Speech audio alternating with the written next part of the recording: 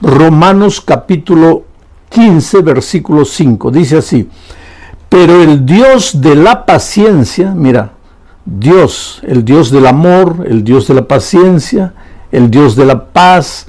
Hay muchas maneras como podemos describir a Dios. Quiere decir, es un solo Dios de quien va la vida, sale la paz, sale la justicia, sale la paciencia. Aquí Pablo lo llama el Dios de la paciencia. Pero el Dios de la paciencia y de la consolación os dé entre vosotros un mismo sentir según Cristo Jesús. Un mismo sentir. A la familia, toda la familia, padre, madre, hijos, un mismo sentir. Una familia unida, una empresa unida, una iglesia unida, una sociedad unida. Pero eso es solamente cuando el Dios de la paciencia nos da su paciencia, porque no es fácil vivir en unidad. Tal vez en este momento estoy predicando para una familia desunida, una familia que está ya a la orilla del divorcio, y están pensando hasta en separarse. Y muchas veces la pareja se pregunta, ¿pero por qué? En el fondo nosotros nos amamos, pero ¿por qué no logramos vivir en armonía? ¿Por qué? Y a veces uno le echa la culpa al otro, el otro le echa la culpa al otro, y echándose la culpa no se arregla nada. ¿Sabes cuál es el problema? Porque una pareja que se ama vive desentendiéndose, porque no basta el amor de uno por el otro. Se necesita el amor de Dios, el amor del Dios de la paciencia. Se necesita la paciencia de Dios. Ahora mira lo que Pedro dice: el Dios de la paciencia y de la consolación. Quiere decir que si en este momento estás triste, Dios viene y te consuela. Si estás desesperado, Él viene y te consuela. Yo digo, bienvenidas las lágrimas, si es el Señor Jesús que va a venir y con su mano maravillosa va a enjugar mis lágrimas y me va a consolar. El Dios de la paciencia te consuela, te entrega su sentimiento llamado paciencia para que ustedes todos vivan en armonía, dice. Ahora, ¿qué es paciencia? Es esperar. La persona paciente no reacciona sin pensar, demora para reaccionar, espera, observa, contempla, analiza, no explosiona por cualquier cosa. Hay gente que en un momento de impaciencia dice improperios, agrede, hiere, dice cosas que la misma persona nunca quiso decir, pero después se arrepiente, llora, pide perdón, pero ya arruinaste todo. La vida es como un papel en blanco. Si tú agarras y lo estrujas, después te arrepientes y lo planchas, ya lo malograste ya. Por eso dice la palabra de Dios aquí, que el Dios de la paciencia está dispuesto a darnos su paciencia. ¿Para qué? Para no estar arrepintiéndonos de las cosas que dijimos, para no arrepentirnos de las cosas que hicimos, para pensar, para contener nuestra ira propia de la naturaleza pecaminosa, porque ya les dije que después que el pecado entró, pues todos nos apartamos de Dios, nuestro carácter se deformó, ahora somos hombres impacientes, iracundos, rabiosos. Ahora, esta semana estamos estudiando los temas bajo el título de Conectados con Jesús. Bueno, aquí estamos, lejos de Dios, impacientes, iracundos, pero cuando vamos a Jesús, cuando somos justificados, cuando nos conectamos a Jesús, ¿qué pasa? La paciencia del Dios de la paciencia se transmite a nosotros. Entonces nosotros comenzamos a aprender a ser pacientes. Y al aprender la paciencia, nuestro hogar pues va a ser feliz. Vamos a ser felices en el trabajo, en el empleo, en la empresa, porque muchas veces por causa de nuestra impaciencia perdemos el empleo. ¿Cuánta gente está arruinada en la vida solamente por ser impaciente? A veces, si tú tuvieras un poquito de paciencia, las cosas sucederían en su tiempo exacto y no tendrías que lamentar, no tendrías que llorar. Pero hay otro texto de la Biblia que describe la paciencia de Dios, y me refiero a Éxodo capítulo 34, versículo 6. Y pasando Jehová por delante de él, de Moisés, proclamó: Jehová, Jehová, Moisés, ¿no? Proclamó: Jehová, Jehová, fuerte, misericordioso y piadoso, tardo para la ira, o sea, paciente, tardo para la ira, y grande en misericordia y verdad. ¿Por qué Dios es paciente? Porque Dios es amor, porque Dios es misericordia, y por eso tiene paciencia, espera. Ahora, si Dios no nos tratara con paciencia, con misericordia, ya estaríamos muertos, fulminados, porque la propia Biblia declara que la paga del pecado es la muerte. Ahora, si la paga del pecado es la muerte, y nosotros todos hemos pecado, cada día pecamos, sabemos lo que no debemos hacer, le prometemos a Dios que no vamos a volver a hacer, tomamos decisiones una y otra vez y sin embargo volvemos a caer en el mismo pecado. Ahora, si Dios cumpliera lo que está establecido como un principio de vida, la paga del pecado es la muerte, todos nosotros estaríamos muertos. Pero cuando Moisés vio a Dios en el Sinaí, lo describió como el Dios de la paciencia, tardo para irarse, tardo para irarse. Por ejemplo, mucha gente me pregunta, pastor, ¿pero cuándo va a venir Jesús? Yo siempre les digo, queridos, estamos caminando en el desierto de esta vida, en dirección a la casa de nuestro Padre, de donde nunca deberíamos haber salido. Así como el hijo pródigo un día dejó la casa del Padre y después sufrió, lloró, padeció, pasó hambre, comió hasta la comida de los puercos, y ahí en la miseria y en su dolor se acordó y dijo, ¿cuántos jornaleros en la casa de mi Padre tienen que comer y yo aquí muriendo de hambre? Pero yo le preguntaría al hijo pródigo, ¿y por qué te saliste de la casa del Padre? Y nosotros también, queridos, en este mundo no es nuestro hogar. Nosotros no hemos nacido para perecer en este mundo. Nosotros somos peregrinos y advenedizos. Somos inmigrantes. Nuestro verdadero país está en el cielo. Nuestra verdadera casa es la casa del Padre, de donde nunca deberíamos haber salido. Hoy día, caminando en el desierto de esta vida, pues somos heridos muchas veces, perdemos la familia, estamos sufriendo de la pandemia, perdiendo el empleo, tantas dificultades, la gente nos traiciona, la gente nos agrede, hay muchachos jóvenes, la sociedad coloca preconceptos encima de ellos. En fin, este mundo es injusto, este mundo es cruel, tenemos que reconocer, pero nosotros estamos caminando a nuestro hogar. ¿Y cuándo vamos a llegar? ¿Cuándo va a terminar todo esto? Cuando Cristo venga. ¿Y por qué Cristo no viene? Y ahí entra Pedro y dice, el Señor no retarda su promesa como algunos la tienen por tardanza, sino que es paciente, esperando que todos se arrepientan, que vengan al arrepentimiento, que se entreguen a Jesús.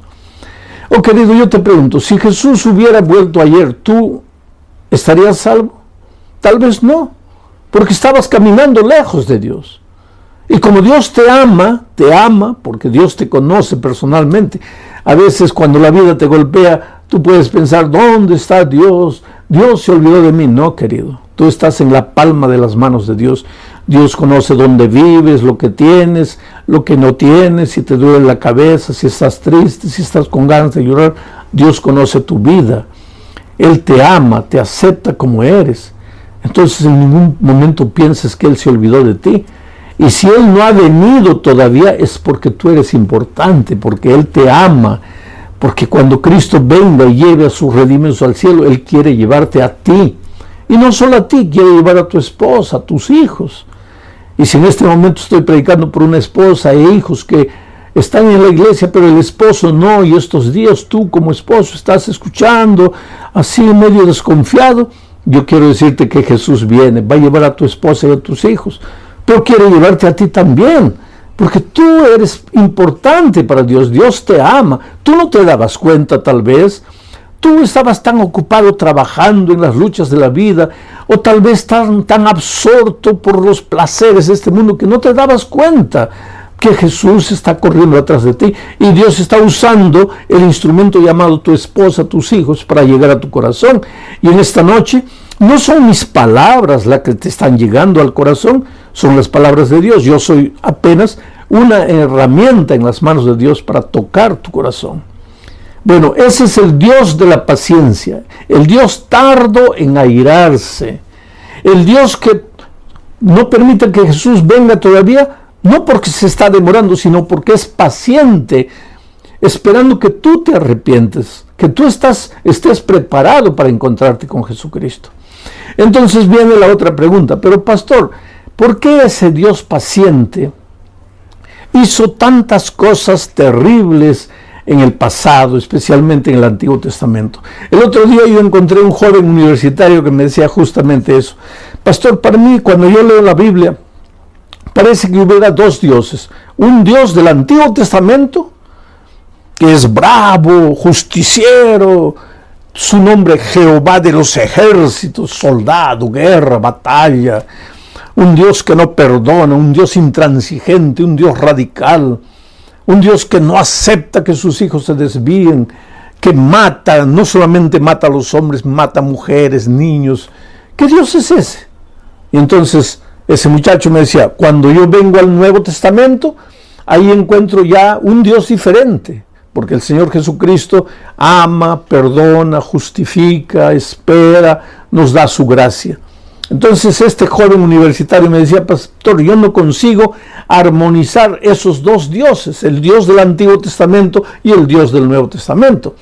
Sin embargo, querido, te digo que no hay dos dioses, hay un solo Dios. El Dios del Antiguo Testamento es el mismo Dios del Nuevo Testamento. El Padre y el Hijo son el mismo Dios, el Espíritu Santo junto con ellos. Pero entonces ¿por qué parece que son diferentes? Este mismo muchacho me decía, pastor, yo lo veo a Dios en el Sinaí gritando en llama de fuego y humo y estruendos y truenos. Y en el Nuevo Testamento yo lo veo al Señor Jesús muriendo en la cruz del Calvario, diciendo, perdónalos porque no saben lo que hacen. Parece que el Dios del Nuevo Testamento es paciente, pero el Dios del Antiguo Testamento es impaciente. Pero ¿cómo impaciente? Si acabamos de leer el texto de Éxodo que dice que Moisés vio a Dios y lo describió tardo para la ira. Pero si es tardo para la ira, ¿por qué hubo tanta matanza en el Antiguo Testamento? Esa es una cosa que mucha gente no entiende, mucha gente se preocupa y mucha gente se intriga. Pero yo voy a tratar de explicarte en este momento. Vamos a leer Génesis capítulo 15, versículo 16. Y en la cuarta generación, a la cuarta generación volverán aquí, porque aún no ha llegado a su colmo la maldad del amorreo. Mira, esto le dijo Dios a Abraham, porque Dios le prometió a Abraham que le daría la tierra prometida, le daría Canaán, donde vivían los amorreos, los filisteos, los jebuseos, todos ellos, todo Canaán. Entonces, ya estaba demorando mucho tiempo, porque así somos los seres humanos, impacientes. Mientras Dios es el Dios de la paciencia, nosotros los seres humanos somos los hombres de la impaciencia. Todo lo queremos ahora, y por quererlo ahora a veces nos metemos en problemas. No tenemos paciencia para esperar. Entonces Abraham le pregunta a Dios, pero Señor, ¿cuándo? No? Ya nos has prometido, le has prometido a tus hijos que nos vas a llevar a la tierra prometida. ¿Cuándo va a ser eso?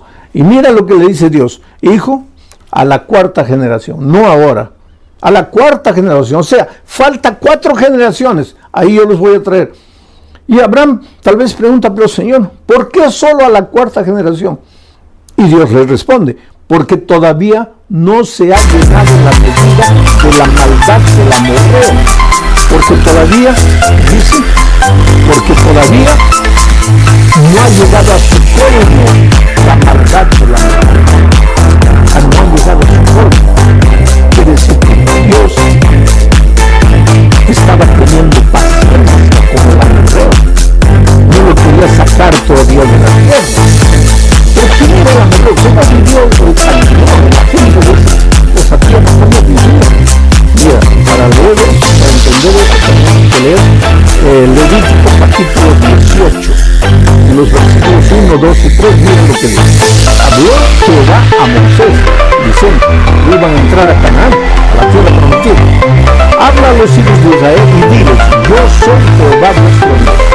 No haréis como hacen la tierra de Egipto, en la cual en la tierra de Canaán, a la cual os conduzco, ni andaréis en sus caminos. Esto es interesante. Antes de entrar a Canaán, Dios le dice a Moisés: dile al pueblo que no practique las obras que hacían los egipcios en la tierra de los egipcios, pero que tampoco deben hacer las obras que hacen los cananeos en la tierra a donde ustedes están yendo. ¿Y qué es lo que los cananeos hacían? Están horrendos. Para entender eso tendrías que leer todo el capítulo 18 de Levítico, no tengo tiempo para leer, pero tú después lees y vas a ver los más los cananeos habían llegado al colmo, a lo peor de lo peor. Era ser humano con animal, hombre con hombre, padres, hijos, hermanos. Era un cuadro de inmoralidad total. Y todo Dios, pues, todavía no ha llegado al colmo la maldad del amor. Pasan 100 años, el pueblo se sigue hundiendo en la miseria, ya no saben qué pecar a inventar. El pueblo de Dios reclama: Señor, ¿cuándo nos vas a dar la tierra?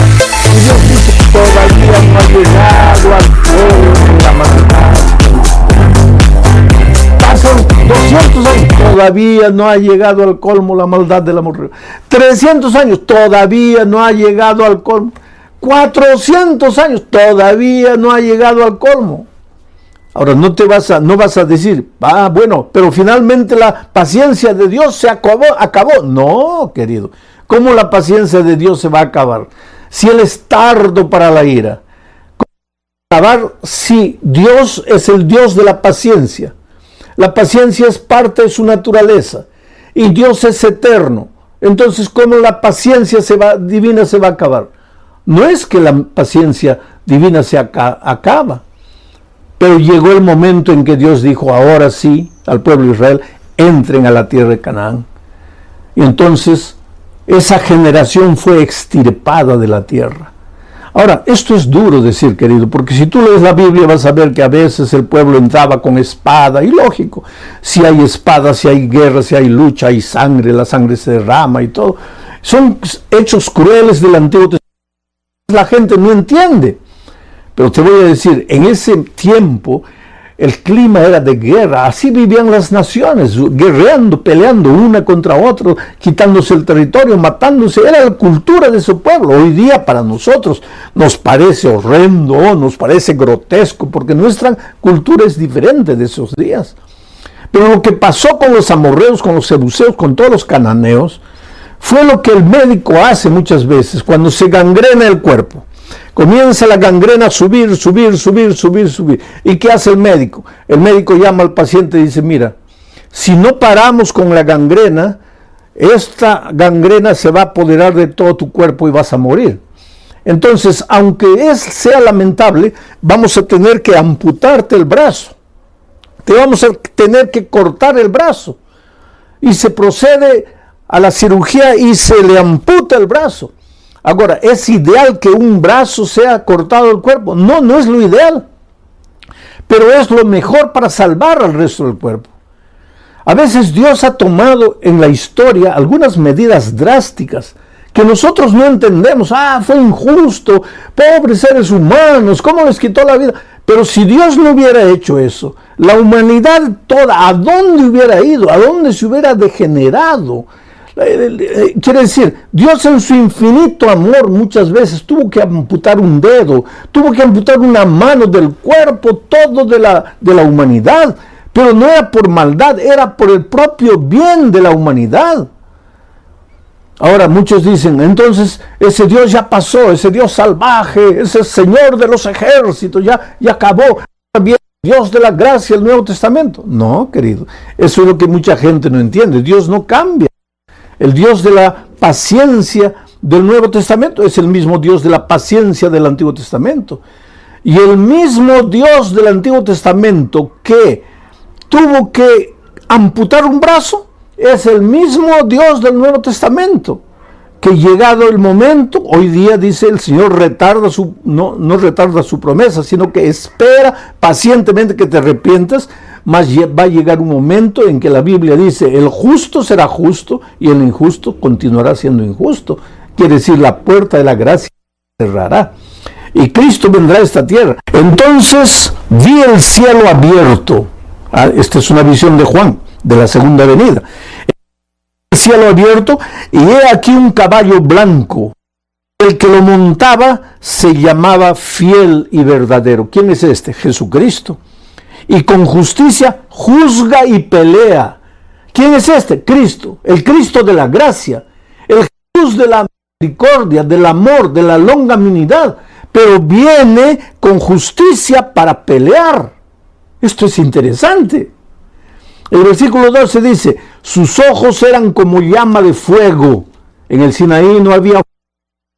Viene Jesús por segunda vez, sus ojos son como llama de fuego.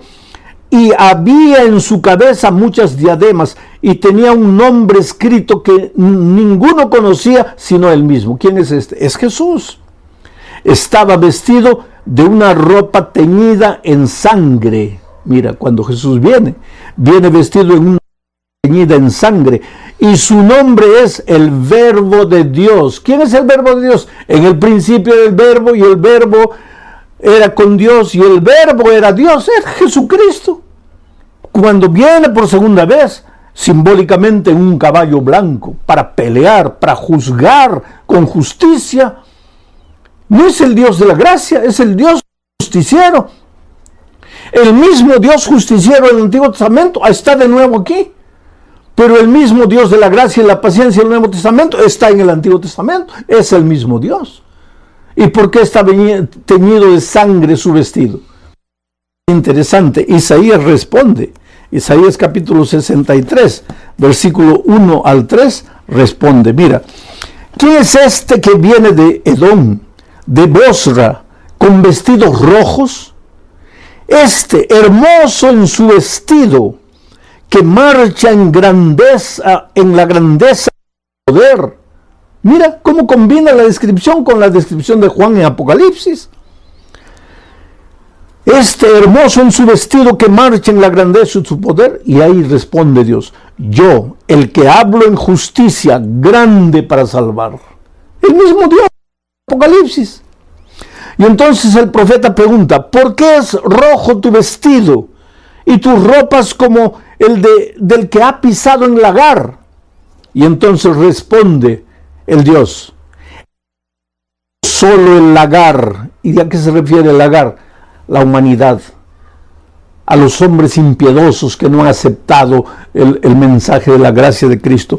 Yo he pisado solo el lagar, y de los pueblos nadie había conmigo. Los pisé con mi ira y los hollé con mi furor, y su sangre salpicó mis vestidos y manché todas. Oh, querido, qué cosa maravillosa. Es interesante esto. Hoy es el día de buena nueva.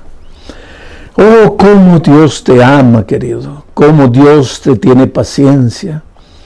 Cómo Dios soporta todo lo que haces. A veces vienes a la iglesia, después te pierdes 2, 3 meses en la miseria del pecado. Cuando todo te va mal, cuando nada te sale bien, regresas arrepentido, llorando, y Dios te acepta con los brazos abiertos. ¿Por qué? Porque la puerta todavía está abierta. Como la puerta de la gracia está abierta, tú puedes entrar, pero al mismo tiempo puedes salir. Pero un día dice la palabra de Dios que la puerta de la gracia se cerrará. Y el que está adentro, pues ya estará adentro. Y el que quiere entrar ya no podrá entrar. Pero hoy todavía la puerta de la gracia está abierta. Y Dios te llama. Porque tú vales mucho, querido. Con ese carácter terrible que tienes, así impaciente, así peleador, discutidor, egoísta, mentiroso, orgulloso. Tú eres lo más precioso que Dios tiene en esta vida. Y si en este momento tú estás sufriendo, no es porque Dios te está castigando, no es porque Dios se olvidó de ti. ¿Cómo se va a olvidar de ti? Si Dios sabe cuando un cabello cae, si Dios sabe cuando un pajarito muere, tú vales mucho más que un cabello, tú vales mucho más que un pajarito. ¿Cómo es que Dios no va a saber que estás sufriendo en este momento? Por favor, querido, ven a Jesús. Entrégate a Jesús, devuélvete a Jesús. Dile, Señor, perdóname. He caminado como un caballito loco por las praderas salvajes de mi libertad. He vivido dando rienda suelta a mis instintos y me he herido. Y ojalá que me hubiera herido solo. Lo peor es que herí a mi esposa, herí a mis hijos, herí a mis padres. Pero me duele, Señor, y yo no tengo fuerzas, yo no puedo. Solo tú puedes hacer algo por mí. Algo parecido así es la historia de Verónica Monsalve. Verónica era una joven que con 17, 18 años ya estaba sumergida en la bebida. Pasaba noches en fiestas, en jaranas, bebiendo. Un día su padre tuvo que cargarla porque no podía ni caminar. El padre llorando al ver a su hija, porque ¿qué padre puede ver a una hija de 18 años, a un hijo de 18 años? ¿Qué padre puede ver a un hijo consumiendo su vida en las drogas, destruyendo su vida en la criminalidad? ¿Qué padre puede dormir tranquilo cuando mire el reloj y son 2, 3 de la mañana y el hijo, la hija todavía no han llegado a la casa? Oh, querido muchacho, hijo, joven, tú tal vez nunca te des cuenta del sufrimiento que provocas en el corazón de tus padres que te aman. Solo que llegó un momento en que ellos ya no te pueden sujetar. Eres libre, tú tienes que tomar tus decisiones y a veces tomas las decisiones peores de la vida. Y Verónica, pues, aquel día cuando su padre la cargó, la llevó a la cama, la acostó, al día siguiente se despertó con la conciencia pesada y dijo, Dios mío, ¿qué estoy haciendo? Fue a trabajar en el estacionamiento, se sentó dentro del carro y comenzó a llorar. Y le dijo, Dios mío, yo no quiero vivir esta vida, no quiero ser así. Yo creo que tú también, que me estás escuchando ahora, en algún momento de tu vida has dicho, Señor, yo no quiero ser así, no quiero. Pero ¿qué podemos hacer a veces? Porque el instinto es más fuerte, porque a veces sientes que no tienes fuerzas, eres tan débil para decir no, eres una marioneta en las manos del diablo. Pero pobre Verónica clamó a Dios, dijo, Señor, hazme conocer a alguien en esta tierra que me ayude, haz un milagro, ayúdame, yo no sé cómo, porque yo no puedo. Ese día cuando salió del trabajo y estaba yendo para la casa, a 20 metros del lugar donde trabajaba, se chocó con otro carro. Ahí los compañeros de trabajo para auxiliarla. Gracias a Dios no le pasó nada, pero el carro estaba golpeado y había que llevarlo a una mecánica. Y un amigo del trabajo le dijo, mira, yo conozco a un mecánico, te voy a recomendar. Y ella fue llevando el carro al mecánico. Y dejó el mecánico, le dijo, mira que el carro aquí unos días. Y ella no tenía que regresar para casa. Al mecánico, por favor, podría darme un ride a mi casa, y el mecánico me dio. El mecánico fue. En el camino a casa comenzaron a conversar de cosas espirituales.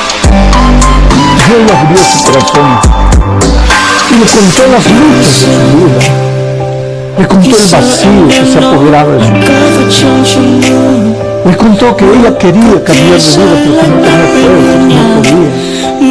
Entre esas cosas de la vida, ese mecánico joven, soltero, era un fiel miembro de iglesia en cristiana y le habló de Jesús.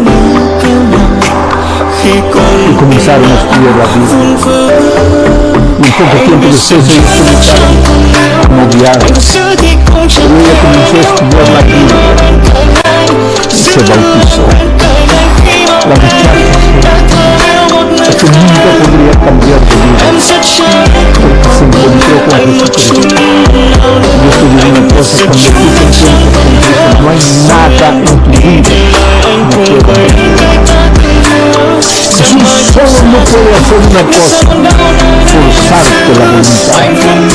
Él no puede derribar la puerta de tu corazón y entrar por la puerta. Él dice en la puerta, yo estoy a la puerta y llamo. Si me abres la puerta, entraré a ti. ¿Cuántas veces Jesús se cansa de tocar la puerta y se va? Porque tú no le abres. Yo te pregunto esta noche, ¿hace cuánto tiempo el Señor Jesucristo te está llamando? Lo que está diciendo, estoy teniendo paciencia conmigo.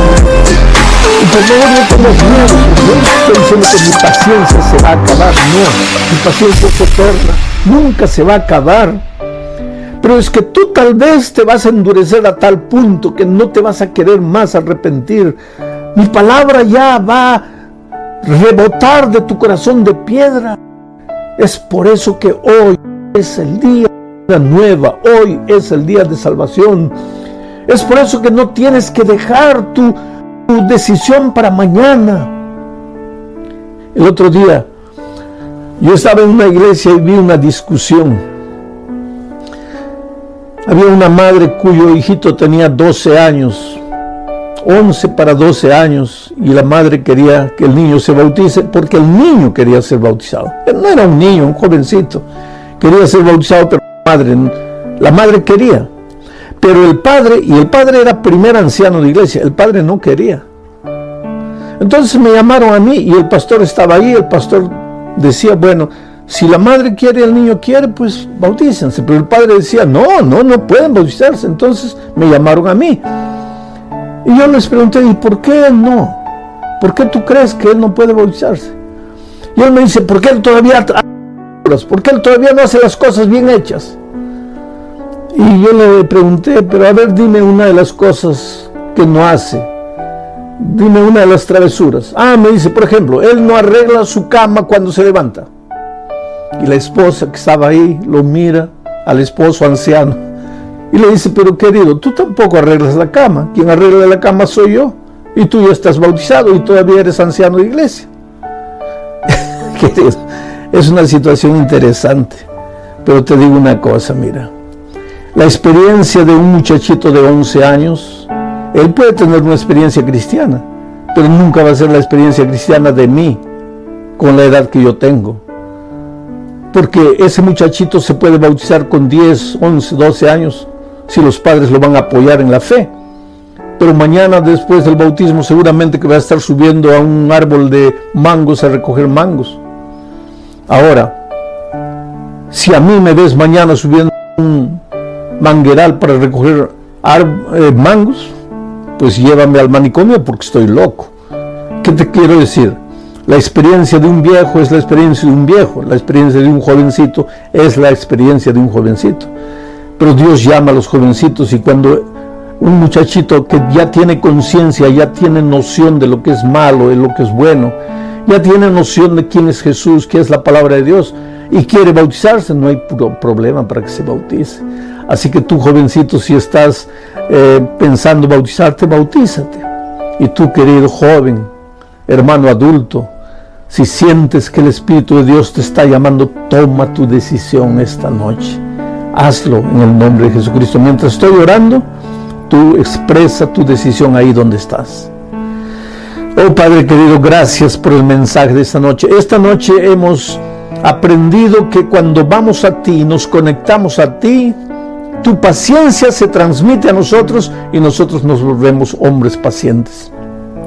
Tú eres un Dios de paciencia, de misericordia. Tú eres justo, Señor. En el Antiguo Testamento muchas veces tuviste paciencia generación tras generación tras generación. Pero llegó un momento en que esas personas era mejor que descansaran de que continuaran viviendo la vida terrible que estaban viviendo. Hoy tú sigues siendo el Dios de la paciencia, el Dios del amor, de la gracia y de la misericordia. Pero llegará un momento, Señor, en que la historia de este mundo tendrá fin. Las puertas de la gracia se cerrarán.